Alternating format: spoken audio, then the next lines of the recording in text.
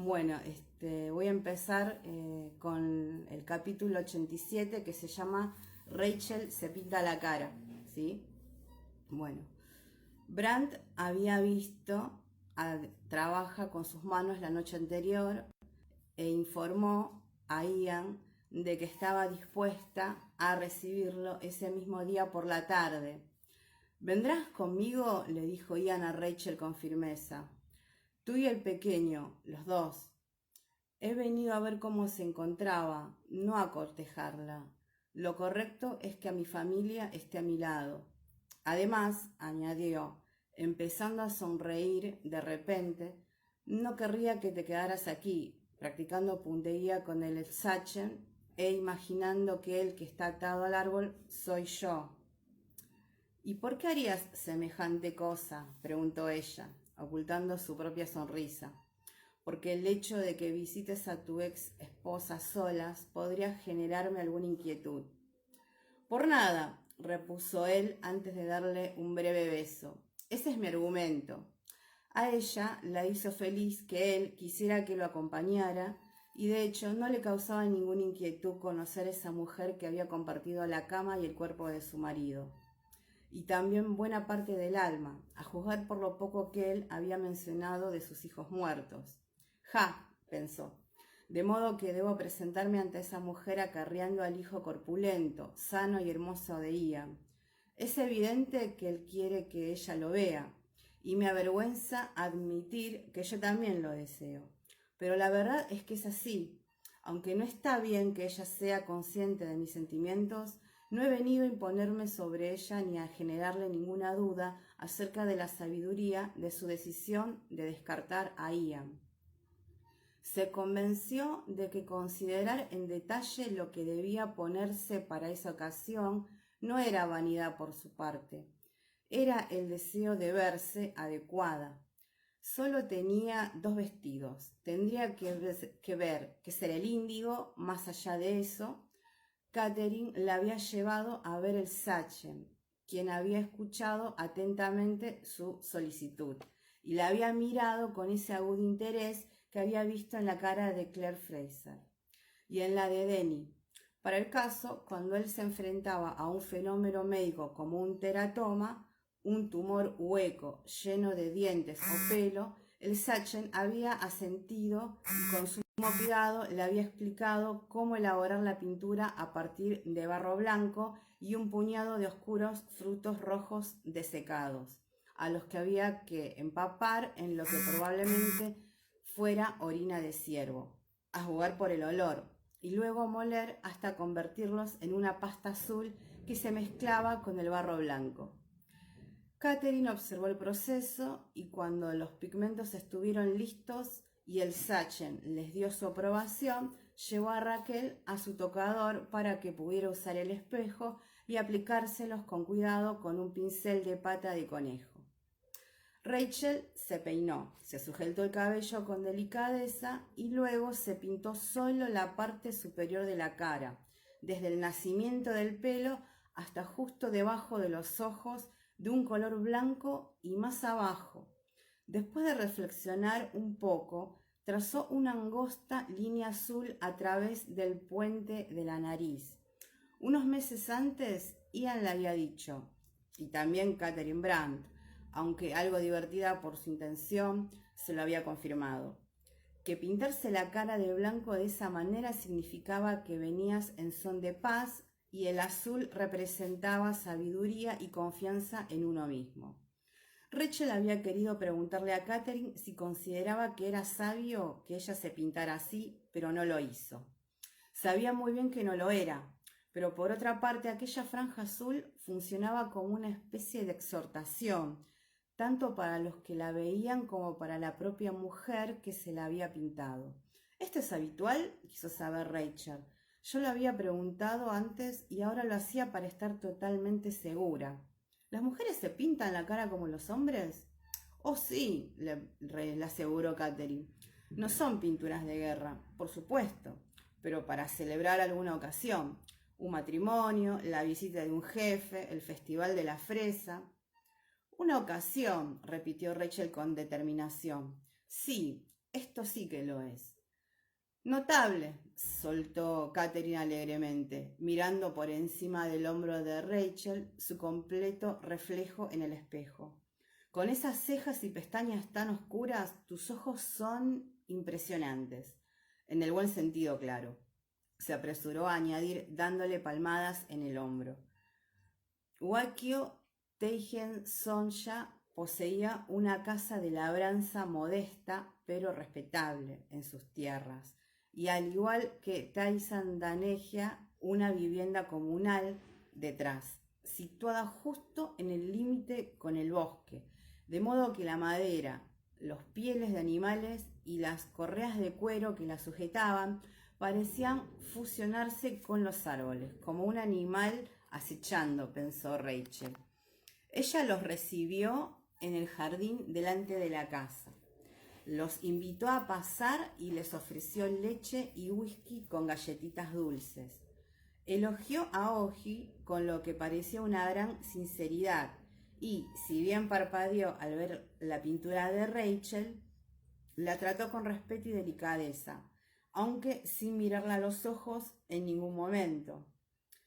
Y si era una mujer hermosa, estaba vestida al estilo Moab.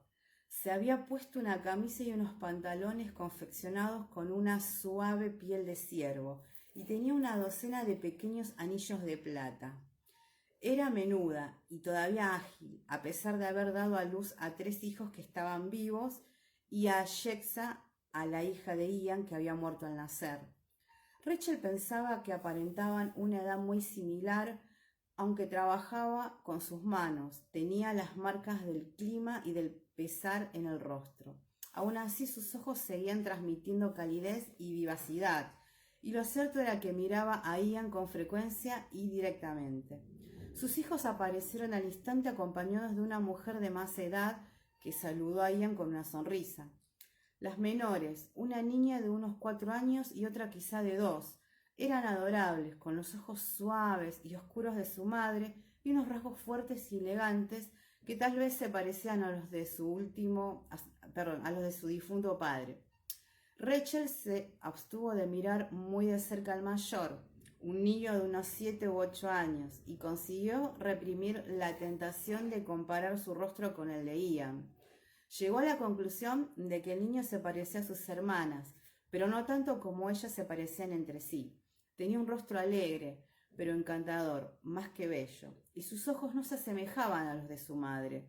Si bien eran oscuros, tenían un resplandor avellano que no se veía en los de las niñas. Era alto para su edad, pero delgado. Este es mi hijo mayor, dijo Emily, presentando a los niños con una sonrisa de orgullo. Lo hemos llamado Totis. Totis miró a los visitantes con curiosidad, pero parecía más interesado en Oji, que preguntó en inglés cómo se llamaba. Todavía no tenía un verdadero nombre, le respondió Ian con una sonrisa. Le hemos puesto al gobernador de Georgia un nombre llamado Ogletor, hasta que elijamos uno.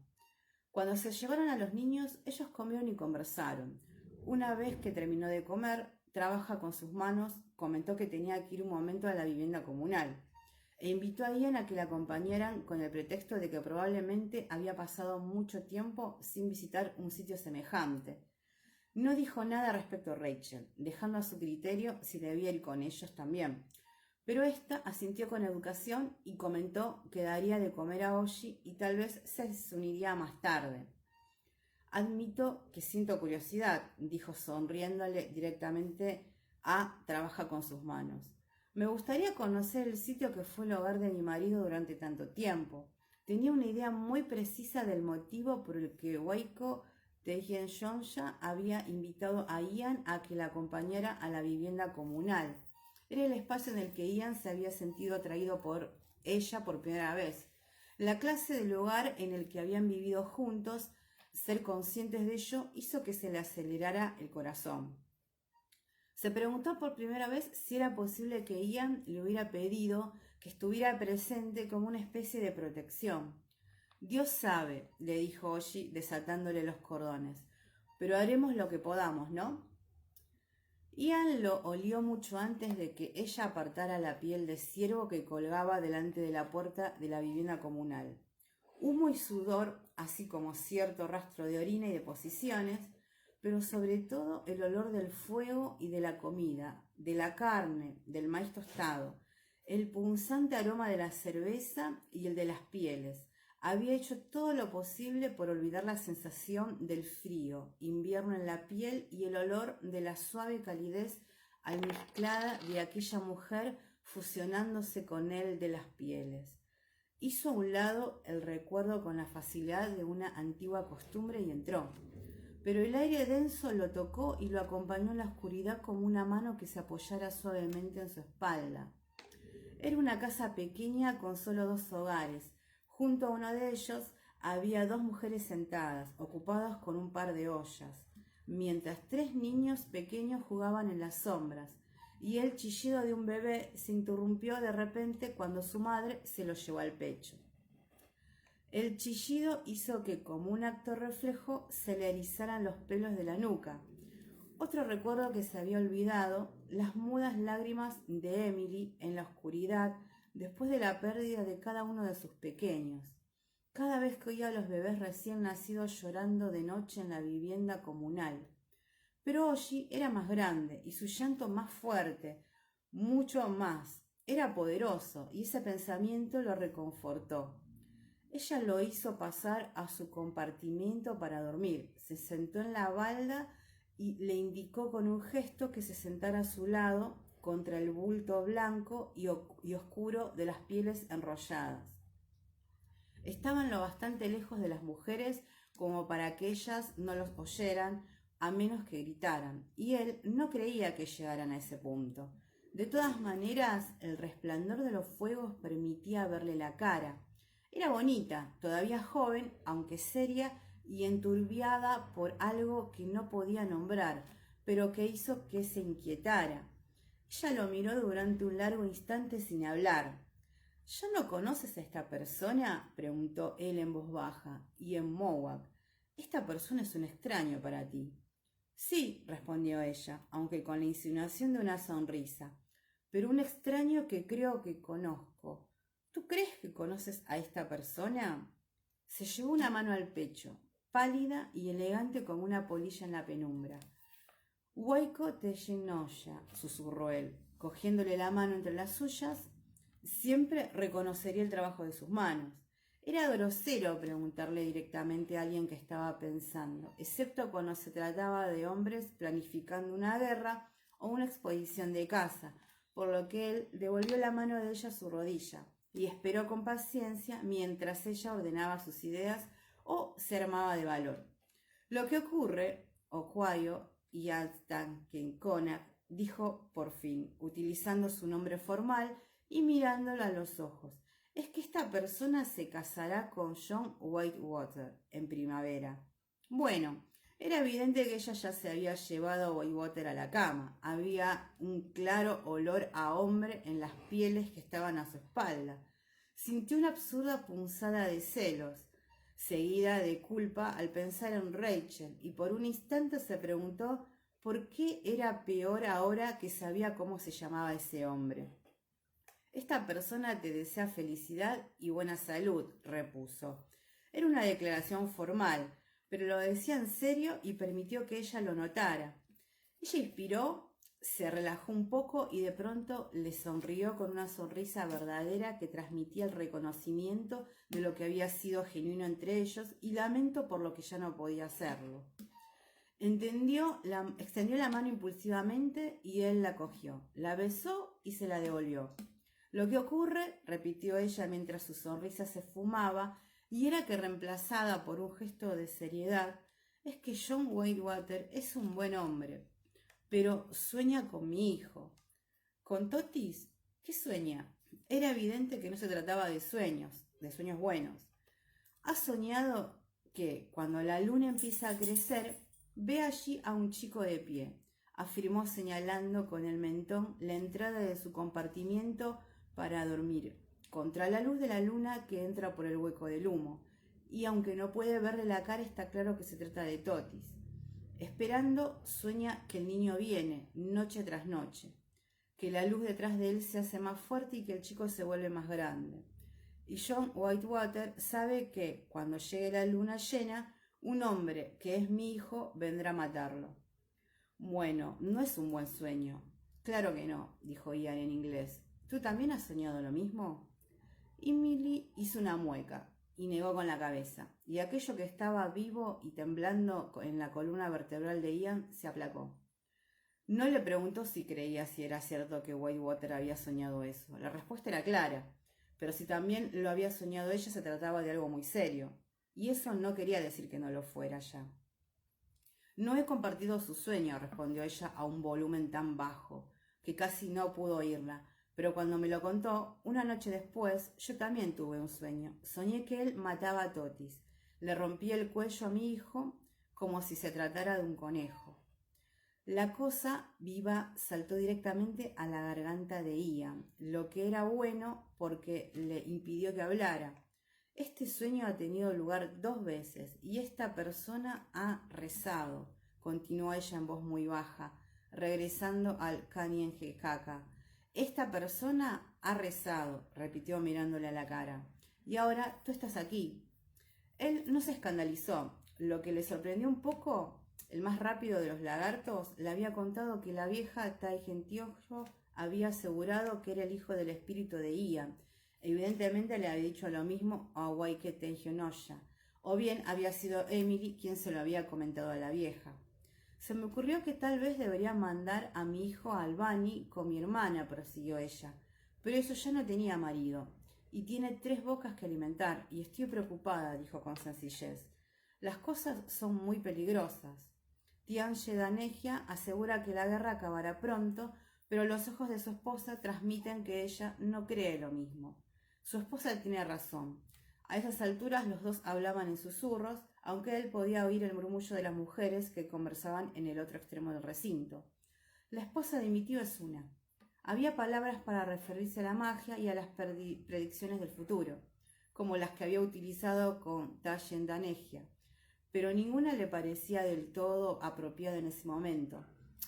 Ve lo que va a ocurrir, por eso he venido. Me encontré con Mira la luna y caza como un glotón en el lugar donde vivo, y ellos me hablaron de la masacre de Osequa y de la muerte de tu marido.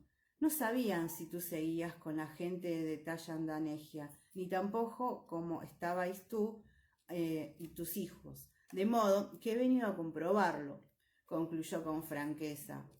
Ian no se dio cuenta de que ella estaba conteniendo la respiración hasta que soltó el aire con un largo y profundo suspiro que le llegó a la cara. Gracias, dijo. Ahora que lo sabes, ¿te llevarás a Totis? Lo haré, respondió él sin vacilar, incluso al mismo tiempo que se preguntaba cómo demonios se lo explicaría a Rachel. Sintió el alivio de Emily y también a ella, que le cogió la mano con fuerza y la apoyó contra sus pechos. Si tu esposa no lo acepta junto a su chimenea, repuso con un tono de inquietud que se hacía evidente de nuevo en la voz. Estoy seguro de que encontrarás alguna mujer que esté dispuesta a cuidarlo. Eso se hacía a veces. Si a un hombre se le moría la esposa y él se casaba con otra mujer que no se llevaba bien con sus hijos, él buscaba por todas partes hasta que hallaba a alguna mujer que, o bien aceptara por su segunda esposa, o si ya estaba casada, accediera a cuidar a sus hijos, a cambio de que él le proporcionara carne y pieles. ¿Tu madre, quizás?, preguntó Emily con una voz en la que se mezclaban la esperanza y la duda. No, mi esposa ni mi madre me permitirían que un pequeño pasara hambre, la tranquilizó él, aunque su imaginación no le alcanzaba para adivinar lo que cualquiera de esas 2 mujeres podría decir. Le apretó la mano con delicadeza y se la soltó. Ya sabía que no podía explicarle Emily a Rachel, y ahora era consciente de que jamás podría explicarle Rachel a Emily, por lo que sonrió irónicamente para sus adentros. Mi esposa es una amiga, ¿sabes? Y se pinta el rostro con sabiduría. Me da un poco de miedo, dijo Emily con sinceridad. ¿Quieres ir a pedirle que venga ahora? Ven conmigo, repuso él antes de ponerse de pie, hasta que salieron a la palidez luz de la nieve y la niebla no se le ocurrió una cosa, y se volvió hacia ella.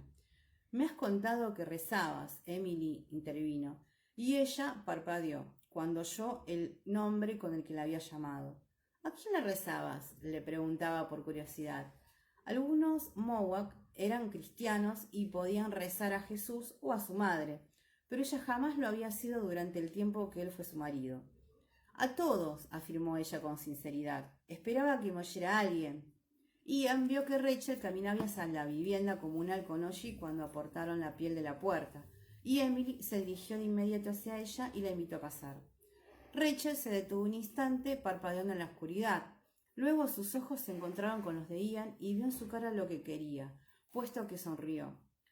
La sonrisa se hizo más leve, pero no se esfumó del todo. Cuando Rachel se volvió hacia Emily, desapareció cuando Ian le habló de Totis, pero solo durante un instante. Ian vio que tragaba saliva y se le imaginó buscando su luz interior. Sí, por supuesto, le dijo a Emily, y se volvió hacia el niño con calidez en los ojos. Él siempre será tu hijo, pero me siento honrada de que también sea mío. Sin duda le daré de comer junto a mi chimenea, todo lo que quiera siempre. Ian no se había dado cuenta de que tenía el abdomen muy tenso hasta que lo relajó y expiró profundamente. Totis observaba a Rachel con curiosidad, pero sin temor.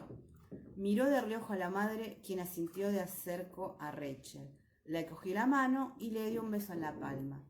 «¡Oh!», exclamó Rachel en voz baja y le acarició la cabeza. Totis, intervino Emily y el niño se dio la vuelta y se acercó a ella, quien lo abrazó y le besó la cabeza. Ian vio el brillo de las lágrimas que ella no derramaría hasta que su hijo se hubiera marchado definitivamente. «Dáselo ahora», susurró ella en Mohawk, y señaló a Ian con un movimiento del mentón.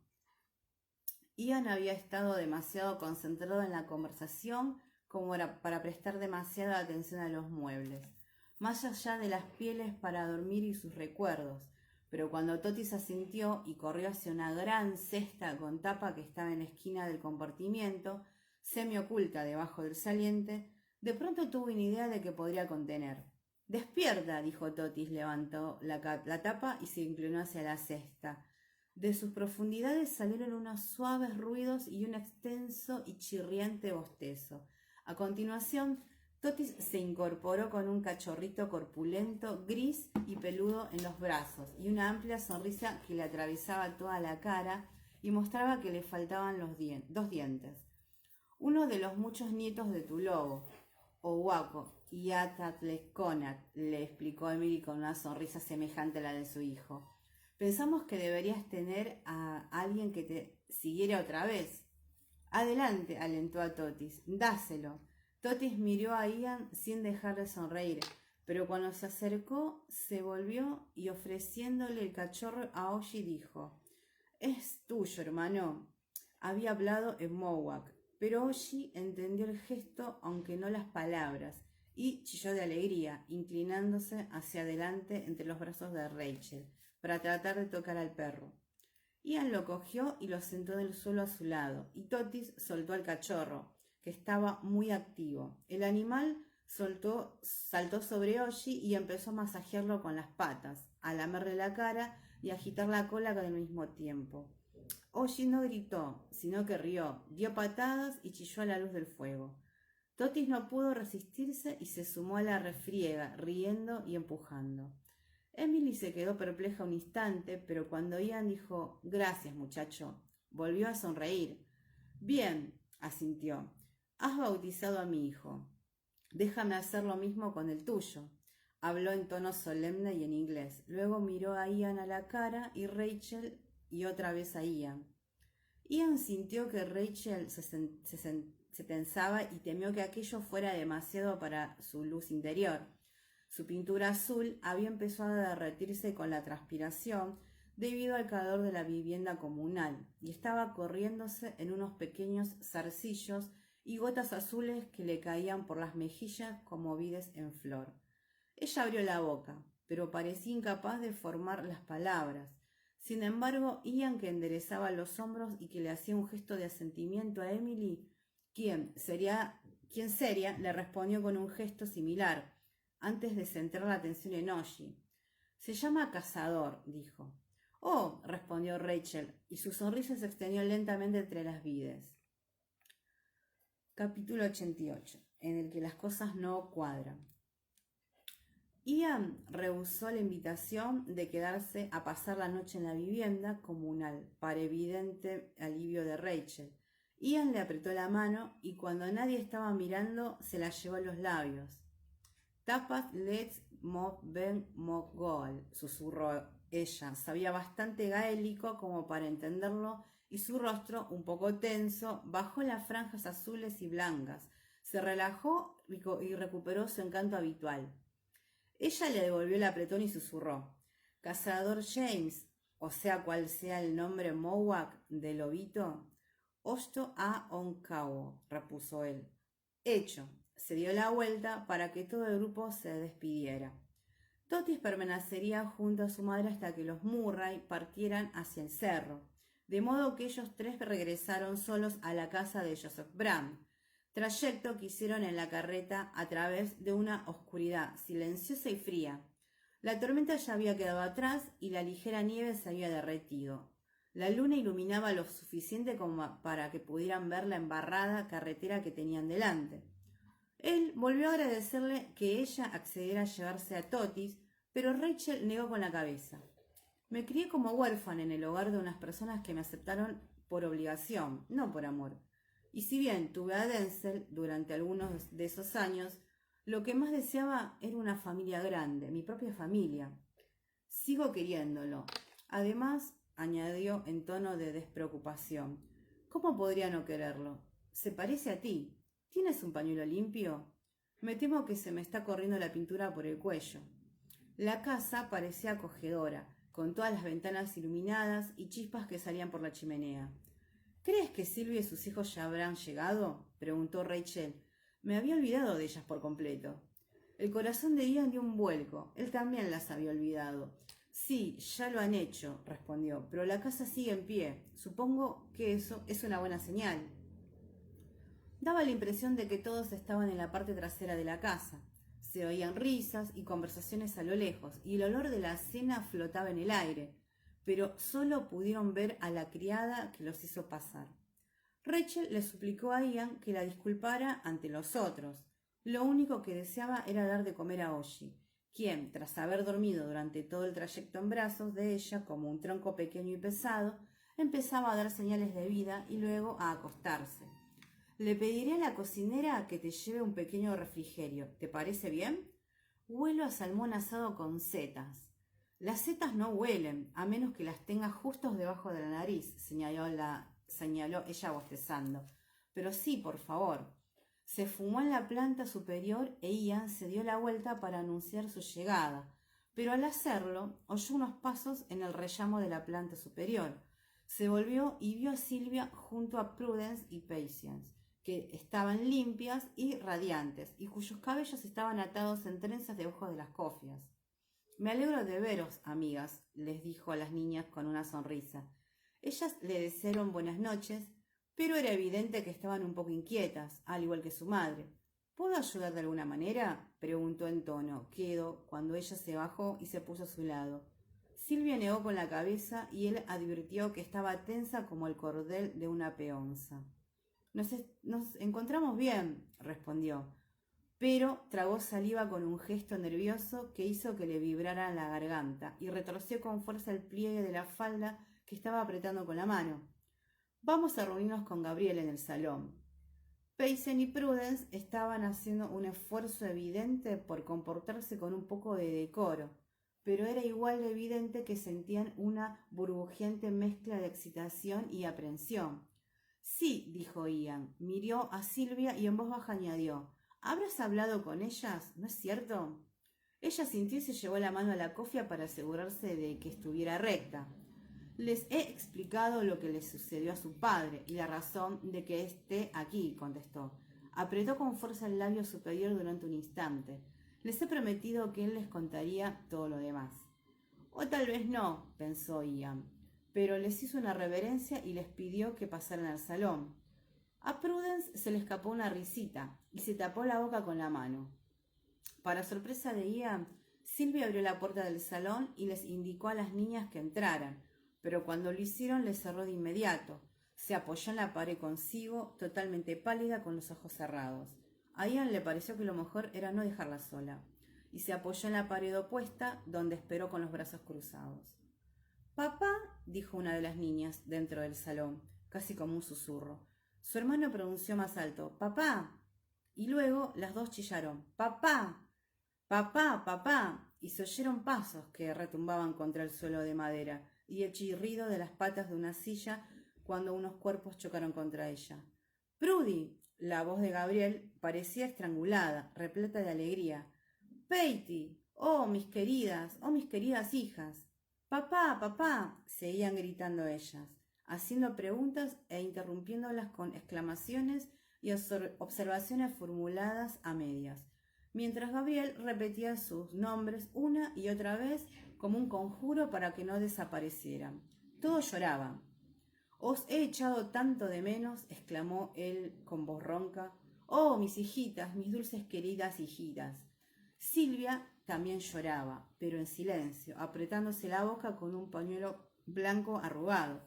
Le hizo un gesto a Ian, quien la cogió del brazo para ayudarla a avanzar por el pasillo, puesto que ella caminaba como si estuviera borracha, chocando contra las paredes y contra él. Quería salir, por lo que él cogió un abrigo del gancho que estaba junto a la puerta y se apresuró a cubrirla, para luego guiarla por los escalones de madera.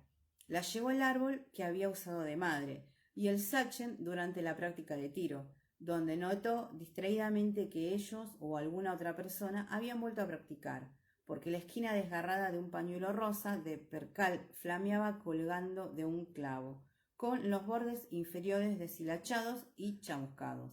De todas maneras había un banco, por lo que hizo sentar a Silvia y luego se sentó él al lado, con su hombro tocando el de ella, que seguían llorando y estremeciéndose. Dejó de hacerlo unos minutos más tarde y se quedó inmóvil retorciendo el pañuelo húmedo entre las manos. «No dejó de intentar encontrar la manera», dijo pronunciando con dificultad, «pero no puedo». «¿La manera de?», preguntó él con cautela. «De permitir que las niñas se queden con su padre». Ella asintió con un movimiento lento. Tenía los ojos clavados en el suelo, donde la fina capa de nieve estaba llena de huellas de pisadas que habían dejado una mezcla de tierra, escarcha y arroyuelos de aguanieve semicongelada. «Pero no puedo», repitió y se sonó la nariz. A Ian le desagradó la dolorosa imagen del pañuelo mojado contra la nariz roja y en carne viva de Silvia, por lo que le dejó uno que guardaba en la manga y que estaba seco, aunque manchado de pintura. «2 de mis hijas le pertenecen, pero tengo 3, incluso si...». Ian emitió un ruidito en la garganta y ella lo miró con brusquedad. «¿Qué?». «Estoy segura de que él mismo te lo habrá contado si os hablarais», empezó a explicar Ian. «Pero tía Gendanegia me ha dicho esta mañana que él tiene 2 niños pequeños con la mujer con la que se habría enterado de todas maneras», se aseguró a sí mismo en silencio, lo que era cierto, pero de todos modos se sintió culpable. Una sensación que la expresión de pura traición que vio en la cara de ella no hizo nada por mejorar. «¿Ayuda a maldecir en voz alta?», quiso saber ella por fin. «Bueno, sí, un poco, pero tú no conoces ninguna palabrota, ¿verdad?». Ella frunció el ceño reflexionando. «Sí, conozco algunas», respondió. «Los hombres que venían a mi casa soltaban salvajadas con bastante frecuencia. En especial, se habían traído alcohol o si había más de uno y se peleaban». «MacNogalach», murmuró él. «¿Esa es una palabra en escocés?», preguntó ella, sentándose más recta, sin dejar de retroceder el pañuelo entre las manos. «Tal vez me resultara más fácil decir palabrotas en otro idioma». «No, las maldiciones en gaelic son diferentes. Es, bueno, una maldición para cada ocasión, podría decirse. En realidad no tenemos palabrotas, pero podrías decir algo como que te crezcan gusanos en el estómago y te asfixien cuando traten de salir». «Esa no es muy buena», añadió en tono de disculpas. «Algo que se te ocurre en el momento, ¿entiendes?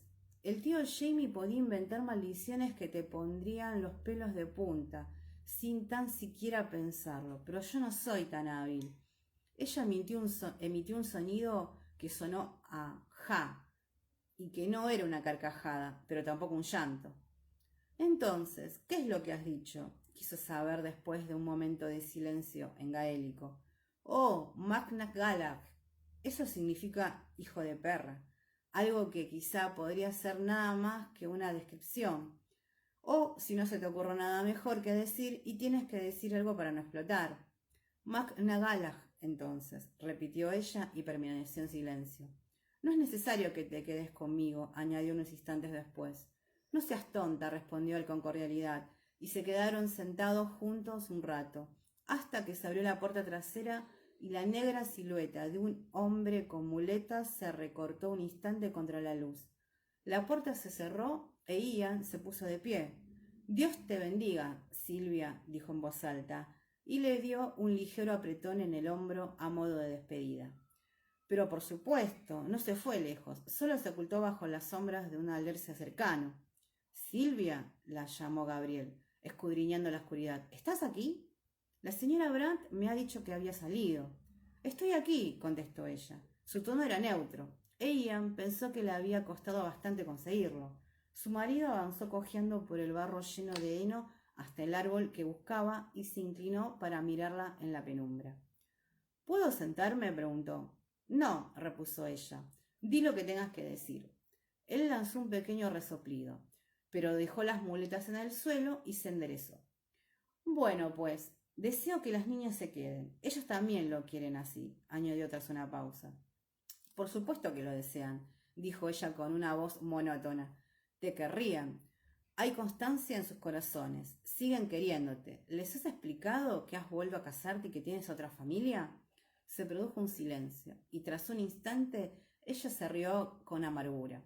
¿Y les has explicado que no quieres tener nada que ver con su hermana? ¿O has cambiado de idea respecto a Chastity?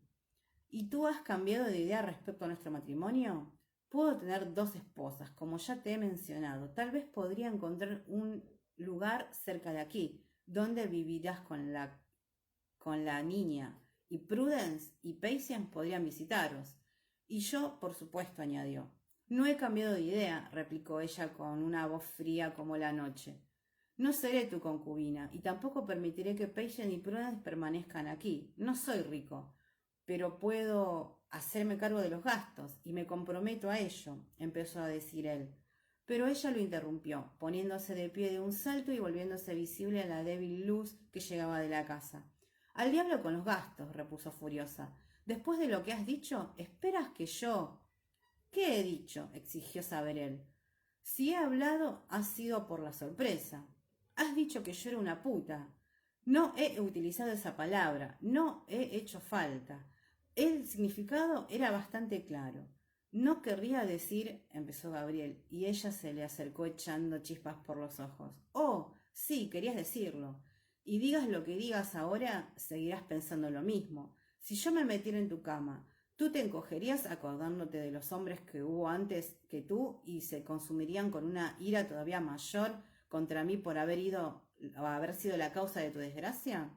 Ella resopló, lanzando vaho por las fosas nasales. ¿Y te preguntarías si esos hombres eran mejores que tú? ¿Te preocuparía que yo estuviera pensando en alguno de ellos cuando te tocara? ¿Que te considerara débil y desagradable? Te conozco, Gabriel Hultman, y a estas alturas también conozco bastante a otros hombres. Y tú te atreves. Silvia estaba gritando y seguramente su voz podía oírse desde el establo. ¿Te atreves a decirme que es aceptable, que es un acto piadoso llevar a más de una mujer a la cama solo porque vives con gente que hace esas cosas? Gabriel estaba lívido de cólera, pero se controló. Quería atender a sus hijas. Te pido disculpas por lo que he dicho, declaró apretando los dientes. He hablado por la sorpresa. ¿Cómo puedes reprocharme que haya dicho esas tonterías? No estabas diciendo ninguna tontería cuando has afirmado que me quitarías a Prudence y a Patience, replicó ella. Soy su padre y me las quedaré. No, no lo harás, repuso ella con un tono firme, y se volvió hacia el árbol donde estaba Ian. ¿Verdad? Ian salió de debajo del árbol. ¿Verdad? Afirmó él suavemente. No lo hará. Gabriel se lamió los labios, resopló y lanzó un hondo suspiro. Entonces, ¿qué haremos, Silvia? Preguntó haciendo un esfuerzo evidente para tranquilizarse. Sabes que las niñas quieren estar conmigo, tanto como yo quiero estar con ellas. Pienses lo que pienses de mí en este momento, ¿cómo puedes ser tan cruel y quitármelas? En lo que a ti respecta, supongo que tus otros hijos te consolarán, respondió Silvia en el tono más desagradable que Ian le había oído. Se frotó la cara con la mano con fuerza, también intentando serenarse. No, eso al menos tienes razón. Sé lo mucho que las niñas te quieren, y jamás diré nada que enturbie la imagen que tienen de ti. Pero sí creo que deberías contarle lo de tus otros hijos. Lo entenderán, aunque lo que no entenderán es por qué no quisiste decirles la verdad. Y van a saberlo tarde o temprano, aunque no de mi boca. Gabriel también se había desplazado a la zona de luz, arrastrando su pie cojo. Había asumido una apariencia extraña y veteada como un viejo abedul cuya corteza estuviera cayéndose. No me marcharé dejándolas aquí, continuó Silvia, tras recuperar un poco el control de sus emociones. Pero te escribiré cuando hayamos encontrado un hogar y tú podrás venir a visitarlas. Las ayudaré a escribirte, y tal vez sean ellos las que vengan aquí a visitarte, si es seguro. Enderezó la espalda y se arregló el vestido. Te perdono, Gabriel, concluyó en voz baja, pero nunca más volveré a ser tu esposa. Capítulo 89. La fábrica de seda. Savannah, 30 de septiembre de 1779. Alfred Brumby no tenía aspecto de contrabandista, o, como mínimo, no se parecía a la idea que tenía Brianna de un contrabandista. Por otra parte, ella se veía obligada a admitir que las únicas personas que conocía o que eran o habrían sido contrabandistas profesionales eran su padre y Fergus. El señor Brumby era un caballero agradablemente macizo, de altura media y muy bien vestido, que al encontrarse con ella había inclinado hacia atrás la cabeza para mirarla, protegiéndose los ojos, y luego se había echado a reír y le había hecho una señorial reverencia. Veo que Lord John sabe valorar a un artista, dijo sonriendo. ¿Usted cobra sus encargos por centímetro, señora? Porque en ese caso tal vez me vea obligada a vender mi carruaje para poder pagarle. Lo cierto es que sí cobro por centímetro, señor, le respondió ella en un tono cortés, y señaló con un gesto a la diminuta esposa de su interlocutor. Pero la base sería el tamaño del cuadro, no el del artista. Él se echó a reír de buena gana, al igual que su jovencísima esposa. Por el amor de Dios, pensó Brianna, apenas tiene 18 años, como mucho, y luego se volvió hacia Roger. Le estrechó la mano y entabló una animada conversación con él mientras su esposa, Angelina, se hincaba de rodillas en el suelo, sin prestar atención a su bonito vestido, y hablaba con Mandy y con Jem, para luego ponerse de pie e invitarlos a que la acompañaran a ver que él sería el estudio de su madre. El arreglo que había ofrecido el hospitalario señor Brumby consistía en que los Mackenzie se hospedaran en su casa durante el tiempo que llevara el encargo de Brianna, donde que serían tratados como miembros de la familia. A la hora de la cena, parecía que ya todos se habían incorporado a la perfección a la casa de los Brumby, que era una espaciosa y alegre y contaba con numerosos criados, una cocinera excelente y Henrik, una corpulenta y muy trabajadora sirvienta alemana que había sido la niñera de Angelina y que había insistido en seguir a su servicio cuando ésta contrajo matrimonio con el señor Brumby. Y mientras su esposa se dedicaba a pintar, ¿cómo se propone pasar el tiempo, señor Mackenzie?, preguntó el señor Brumby mientras degustaban un delicioso cerdo asado con salsa de manzanas y coñac. Tengo una serie de encargos que cumplir, señor, respondió Roger. Para el presbiterio de Charleston, que me he confiado varias cartas que debo entregar, así como algunos recados para mi suegro, el coronel Fraser. Oh, desde luego. Los ojos de Brumby brillaron detrás de sus gafas. He oído hablar del coronel Fraser. ¿Y quién no? Pero no estaba enterado de que producía un whisky de tan buena calidad. señaló con un gesto la botella que Roger le había entregado como regalo antes de la cena. La había llevado a la mesa y no dejaba de dar pequeños sorbos de un vaso de plata que el mayordomo rellenaba con frecuencia durante el transcurso de la comida. Si estuviera interesado en venderlo en un mercado más amplio, Roger sonrió y le aseguró al señor Brumby que Jim elaboraba whisky solo para su consumo personal, lo que hizo que Brumby riera con una sonora carcajada, hiciera un guiño exagerado y se pasara un dedo por la nariz. Muy sensato, repuso. Muy sensato, sin duda, teniendo en cuenta los impuestos y las aduanas. No compensaría distribuirlo comercialmente, excepto a un precio extorsivo. Y eso, por supuesto, conlleva sus propias dificultades. Brianna disfrutó de la cena y estaba encantada con la casa, que había sido construida por un buen arquitecto. Sin embargo, el esfuerzo de sentir, haciendo gestos de aprecio a cada uno de los Brumby de manera alternativa, puestos que ambos hablaban sin cesar y con frecuencia, lo hacían al mismo tiempo, empezaba a agotarla, por lo que aprovechó la llegada de cigarros y coñac para los caballeros para excusarse e ir a comprobar que los niños sí eran donde ella los había dejado. Los había metido en camas nido que habían instalado en el espacioso vestidor, adosado a la equipada habitación de invitados que habían destinado a los Mackenzie, y cuando fue a mirarlos los encontró ambos limpios y profundamente dormidos, puesto que la cocinera, la señora Upton, les había dado de comer antes. Podría acostumbrarme a esto, dijo Roger bostezando cuando apareció más tarde y se quitó el abrigo. No se nota que esta ciudad esté sitiada, ¿verdad? La casa de los Brumby se encontraba en la Plaza Reynolds, enfrente de la fábrica de seda, un establecimiento en el que se criaban gusanos de seda y la abundancia de árboles, incluyendo la extensa arboleda de blancas moreras que se requerían para la alimentación de los gusanos, proporcionaba una sensación de refugio y paz pastoril. Estás llevando la cuenta del calendario, ¿no?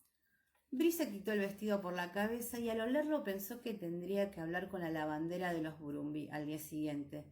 ¿Cuántos días faltan para que se desate el infierno? Menos de 3 semanas, respondió él en un tono más sobrio. Tu padre no me dio muchos detalles de la batalla, pero sabemos que los americanos perderán. El sitio se levantará el 11 de octubre. Y tú estarás aquí dentro y a salvo, ¿verdad? Preguntó ella levantando las cejas, y él sonrió y le cogió la mano. Sí, repuso, y se la besó. Capítulo 90. El zorro del pantano. Savannah, 8 de octubre de 1779. Roger se había vestido para las 2 ocasiones. Por supuesto, el mismo traje, negro de paño fino, con su chaqueta larga y sus botones de peltre. Le había servido para ambos casos, ya que era el único que poseía. Brianna le había trenzado el pelo y se lo había recogido con un apretado moño, y se había afeitado tanto que le escocía la mandíbula. Un platón blanco que le rodeaba el cuello completaba la imagen. Esperaba él, de un clérigo respetable. Los centinelas británicos de la barricada de White Bluff Road no lo habían mirado más que con desinterés antes de dejar que pasara con un movimiento de la cabeza. Esperaba ver a un sacerdote inspirar a la misma falta de curiosidad en los centinelas americanos que montaban guardia en las puertas de la ciudad. Aguardó hasta encontrarse a cierta distancia de los límites de la ciudad, antes de girar hacia el este, y regresar a las líneas de asedio de los americanos, y las pudo ver poco después del mediodía.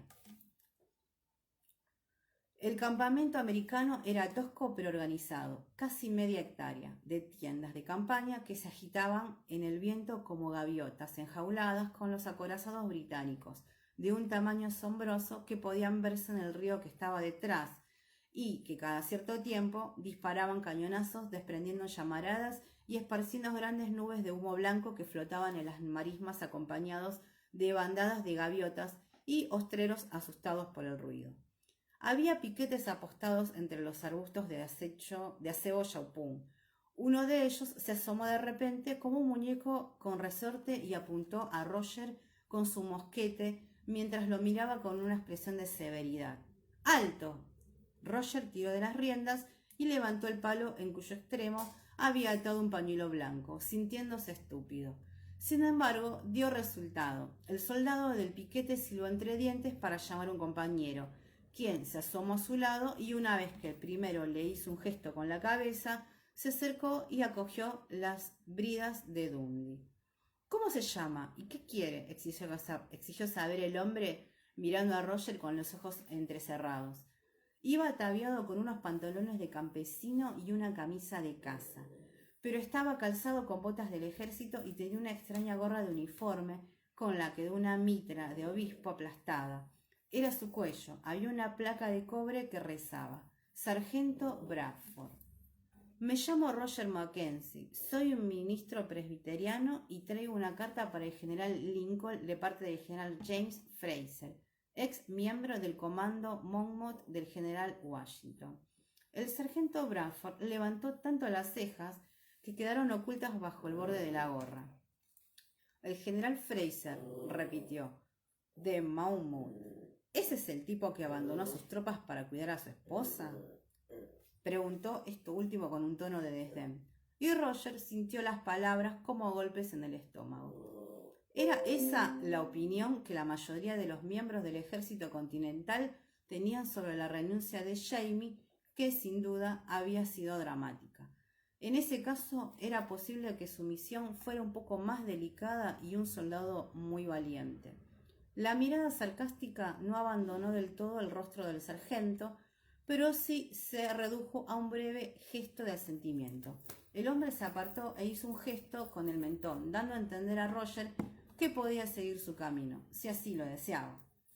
La tienda del general Lincoln consistía en una lona de gran tamaño, pero gastada, con un mástil en el exterior, en uno de los cuyos extremos las rayas rojas y blancas de la bandera Gran Unión flameaban agitadas por el viento que llegaba desde el agua.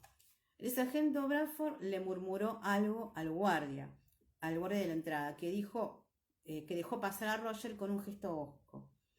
De modo que el reverendo Mackenzie, dijo el guardia, inspeccionándolo de arriba abajo con una expresión de escepticismo. ¿Y dice que trae una carta del general James Fraser? ¿Lo he entendido bien? Lo soy. La traigo y lo ha hecho, replicó Roger con firmeza. ¿Puede recibirme el general Lincoln? Había pensado en dejar la carta y volver en busca de la respuesta, si es que la había, después de hablar con Francis Marion, pero ahora le parecía mejor averiguar si Benjamin Lincoln compartía la misma evidente opinión negativa sobre las acciones de Jamie. Espere aquí. El soldado del ejército continental, un cabo uniformado, se agachó y pasó por debajo de la entrada de la tienda, que estaba cerrada para impedir que entrara el frío de la brisa. A través de la breve apertura, Roger alcanzó a vislumbrar a un hombre corpulento y uniformado, acurrucado en un catre, cuya ancha espalda azul apuntaba hacia la puerta. Un ronquido amortiguado como un zumbido llegó a los oídos de Roger, pero evidentemente el cabo no tenía ninguna intención de despertar al general, y tras demorarse un minuto para dar cierta verosimilitud a su explicación, supuso Roger, salió de la tienda. Me temo que el general está ocupado, señor. Reverendo, repitió Roger en voz firme. Reverendo Roger Mackenzie. Como el general Lincoln no puede atenderme, ¿sería posible hablar con... Mierda. ¿Qué rango tendrá Marion ahora? ¿Con el capitán Marion?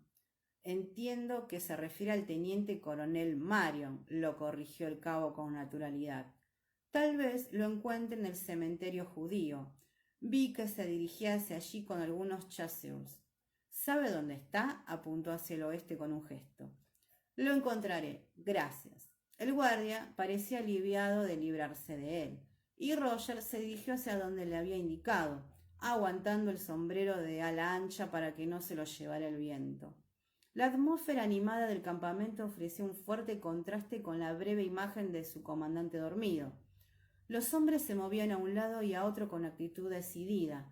A lo lejos vio un gran número de caballos y se dio cuenta, interesado, de que se trataba de la fuerza de caballería que estaban haciendo.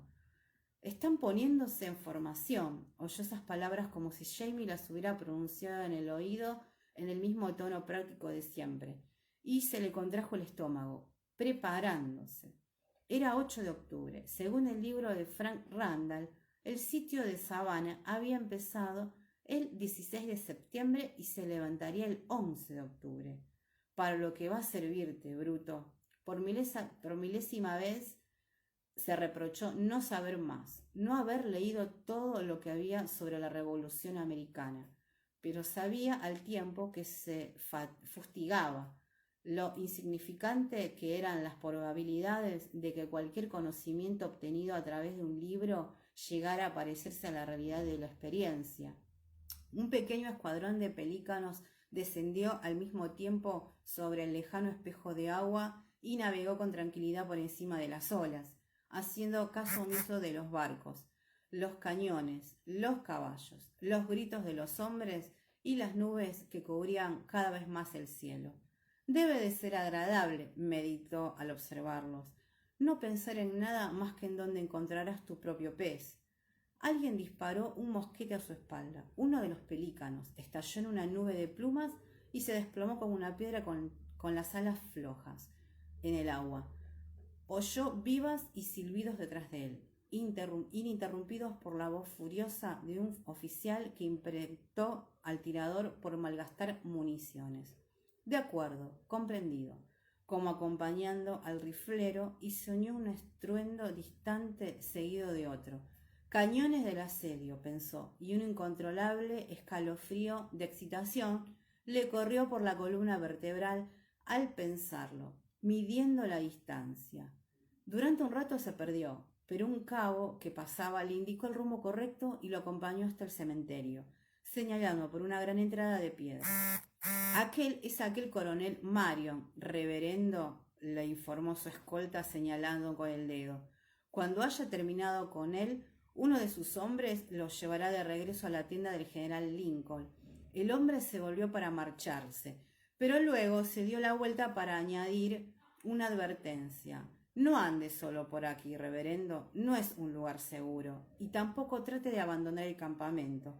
Los centinelas tienen órdenes de disparar a cualquier hombre que intente salir sin una autorización del general Lincoln. No, dijo Roger, no lo haré.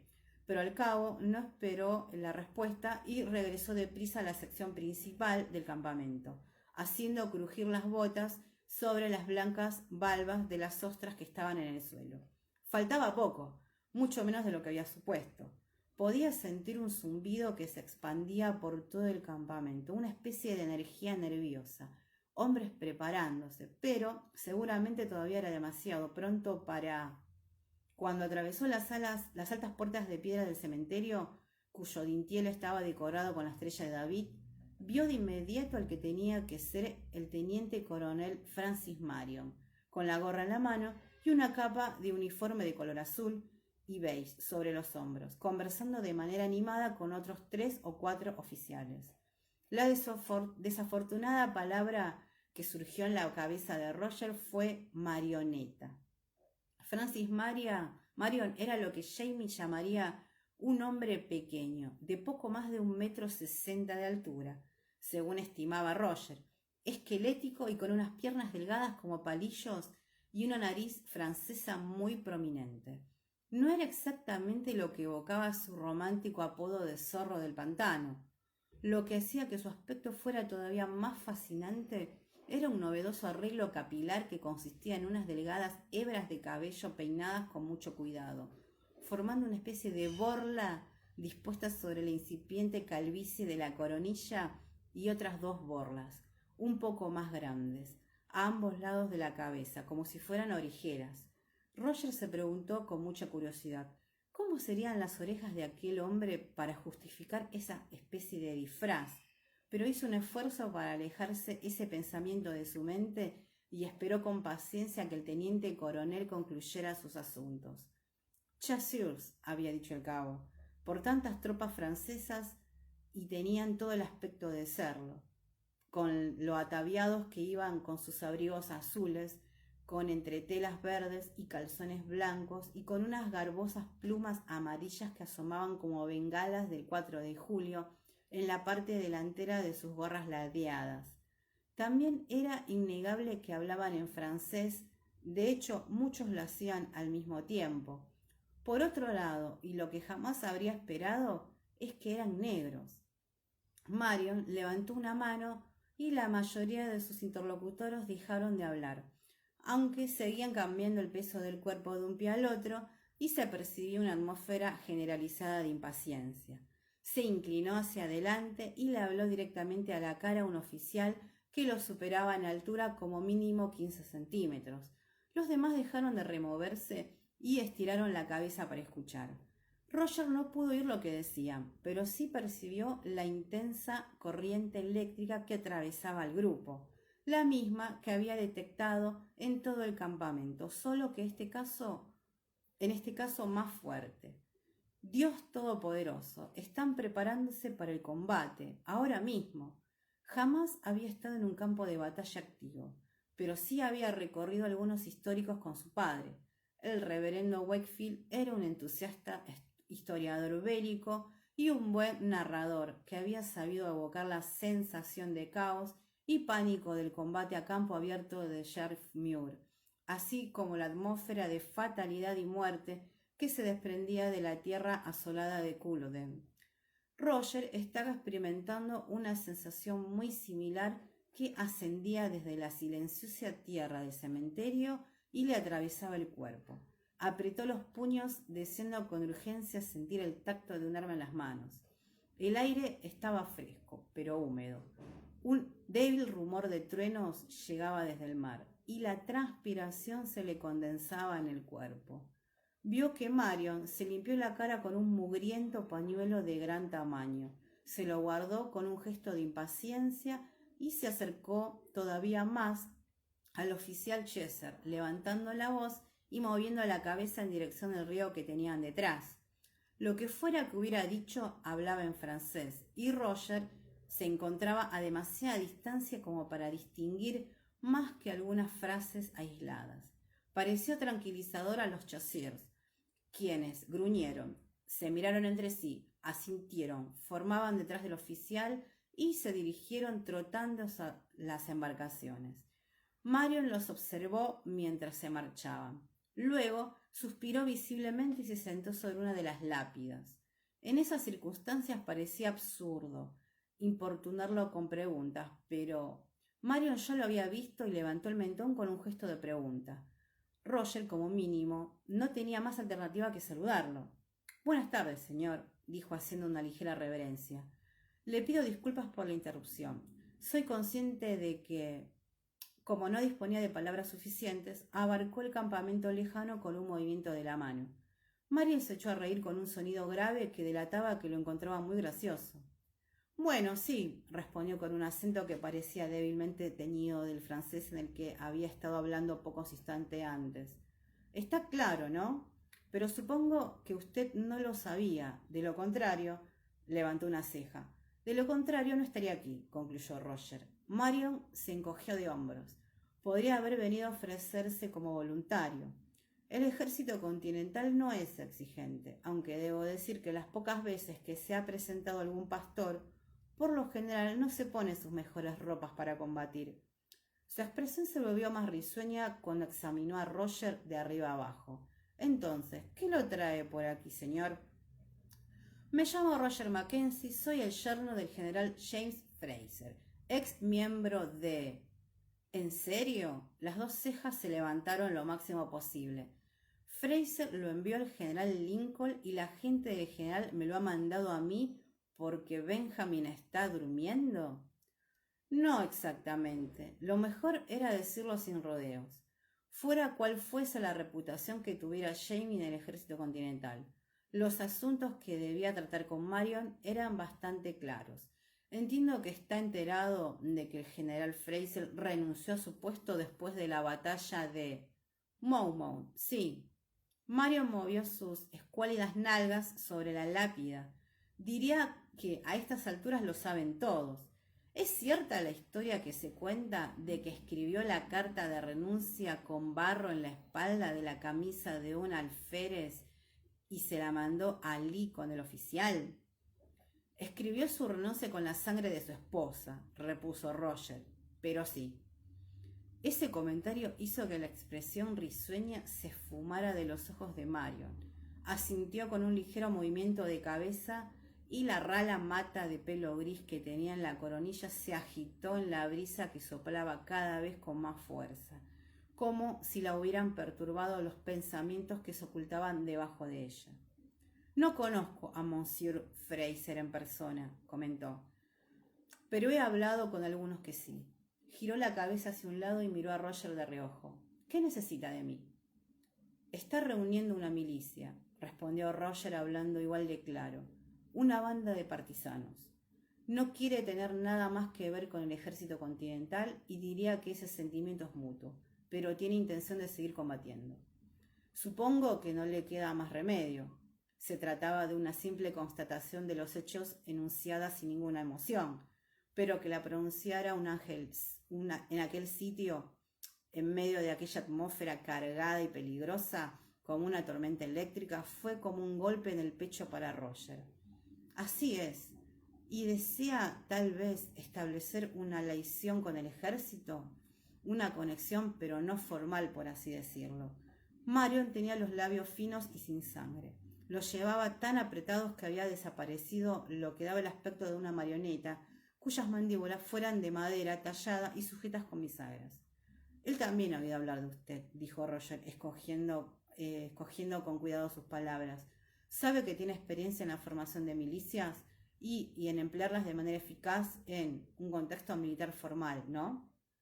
Es mucho más eficaz emplearlas fuera de ese contexto, repuso Marion, observando de soslayo el muro del cementerio. El ruido de caballos y hombres era más intenso, y ahora que los cañones se habían callado podía oírse con claridad. Volvió a dirigir los ojos grandes y oscuros hacia adelante y los enfocó en la cara de Roger. Dígaselo, debería mantener las distancias con el ejército. Aceptarían a sus milicianos. Desde luego, necesitaban todos los hombres que puedan conseguir, pero el riesgo para él en persona, es muy elevado. Si no hubiera sido por el juicio de Lee y el apoyo de Lafayette, habrían sometido a Fraser a un consejo de guerra después de Beaumont, incluso podrían haberlo ahorcado. Marion habló en tono tranquilo, pero Roger sintió con la cicatriz de su garganta, se tensaba y le escocía bajo el plastrón blanco, y de pronto tuvo el impulso incontrolable de agitar los brazos para romper la burbuja del recuerdo de la cuerda y de la indefensión. Tragó una bocanada de aire y trató de hablar, pero no pudo decir ni una sola palabra. En cambio, se dio la vuelta con violencia, levantó una piedra del suelo y la tiró con fuerza contra el muro. Al chocar contra él, se oyó un chasquido como el de una bala, y una gaviota que estaba sentada sobre la pared lanzó un chillido, agitó las alas y dejó caer una salpicadura grande y húmeda de heces en el suelo entre los dos hombres. Marion lo miró con un gesto de preocupación. Roger carraspeó y escupió en el suelo. No se disculpó, no podía decir nada. Se lo diré, repuso con una voz ronca y formal. Gracias por el consejo, señor. Estaba temblando, la sensación de algo inminente no se había disipado. De hecho, había aumentado. El suelo parecía vibrar, pero debía de ser él. Un joven teniente apareció por la entrada donde se encontraba la estrella de David, con el rostro iluminado a causa del temor y la excitación. Lo esperan, coronel. Marion asintió y se puso de pie. Me temo que no puede marcharse, le dijo Roger en un tono de disculpas. Empezará pronto. ¿Quiere combatir? Puede darle un buen rifle. No, yo... Roger se tocó el plastrón que llevaba en el cuello. Marion tenía la atención puesta en los sonidos que llegaban desde el otro lado del muro del cementerio. No, era su imaginación. El suelo estaba vibrando. ¡Caballos! ¡Los caballos! Pero me gustaría colaborar si es posible. ¡Bon! Repuso Marion en voz baja, casi ausente. Se metió los brazos en las mangas del abrigo y se lo puso sobre los hombros. Luego se abrochó los botones más grandes sin mirar, pero volvió la atención hacia Roger, solo por un momento. En ese caso, vuelva al campamento, afirmó, y espere. Si las cosas salen mal, puede ayudarnos con los entierros, o si salen bien, supongo. Luego miró en dirección a la entrada y negó con la cabeza. Lo cierto es que no tengo un buen pálpito sobre esto, no, informó, como para sí mismo, y se marchó con el joven teniente siguiéndolo de cerca. Roger titubeó durante una fracción de segundo y fue tras ellos. estirando las piernas para ponerse a su altura. No soy hábil con un rifle, dijo, pero sí puede proporcionarme una espada. Lo acompañaré. Marion le lanzó una mínima mirada de soslayo, asintió y le hizo un gesto al teniente. Bon, contestó, vamos pues. Bueno, chicas, ya terminó el capítulo 90, así que, bueno, estoy leyendo todos los mensajes y los saludos, así que las saludo a todas porque, bueno, el vivo anterior que transmití, toqué algo y la verdad es que no sé qué hice. Y acá tengo a Perla, mi perrita, que está bastante inquieta, así que nada. Bueno, chicas, las dejo y ya son las 8:15. Así que, bueno, les agradezco la oportunidad. A ver qué están diciendo. ¿Qué? A tomar. Sí, acá tengo el agua. Yo me estaba quedando sin nada, pero bueno, gracias chicas, las saludo y que tengan un buen fin de semana. Les mando un beso a todos. Gracias Gabriela por los saludos a mi perrita. Les mando un beso. Chao.